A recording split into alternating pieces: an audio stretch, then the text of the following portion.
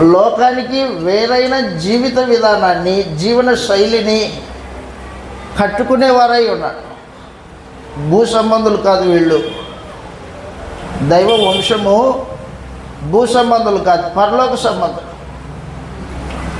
యేసు ప్రభువు భూలోక సంబంధిగా ఎలాగైతే బతకలేదో అలాగున ఆయన రక్తం చేత కొనబడిన వారు భూలోక సంబంధులు కాదు, పరలోక సంబంధులై ఉన్నారు.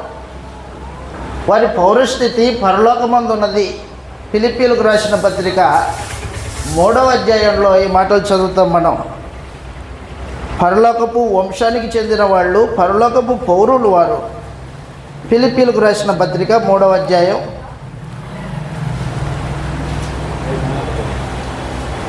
20వ వచనంలో ఈ మాట రాయబడింది. మన పౌరస్థితి పరలోకమందున్నది అని తెలియజేశాడు. ఫిలిప్పీలకు రాసిన పత్రిక 3వ అధ్యాయం 20వ వచనంలో మన పౌరస్థితి పరలోకమందున్నదని ఎరుగుదుము. అక్కడ నుండి ప్రభువైన యేసుక్రీస్తు అను రక్షకుని నిమిత్తము కనిపెట్టుకొని ఉన్నాము. సమస్తమును తనకు లోబర్చుకొన జాలిన శక్తిని బట్టి ఆయన మన దీన శరీరమును మహిమగల శరీరమునకు సమరూపం గల దానిగా మార్చును.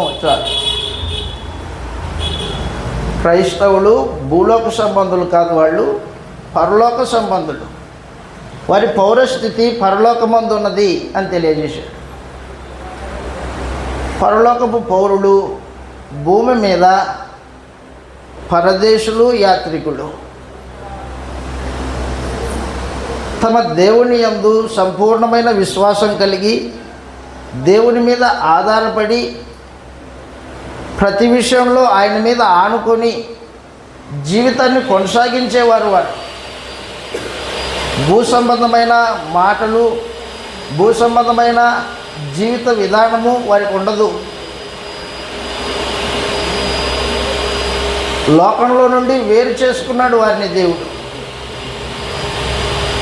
క్రైస్తవులు భూలోకంలో నుండి కొనబడిన వారు అన్నమాట. ప్రకటన గ్రంథం మనందరికీ తెలిసినట్టు 14వ అధ్యాయంలో 1,44,000 మంది. ఎవరు వారు? భూలోకంలో నుంచి కొనబడిన వారు, సంఘమే. వాళ్ళు పరలోక నివాసులు. దేవుడు వారిని పరలోక పౌరస్థితి అనుగ్రహించి పరలోకంలో తన కుమారుడైన క్రీస్తుతో పాటు కూర్చుండబెట్టి ఉన్నాడు.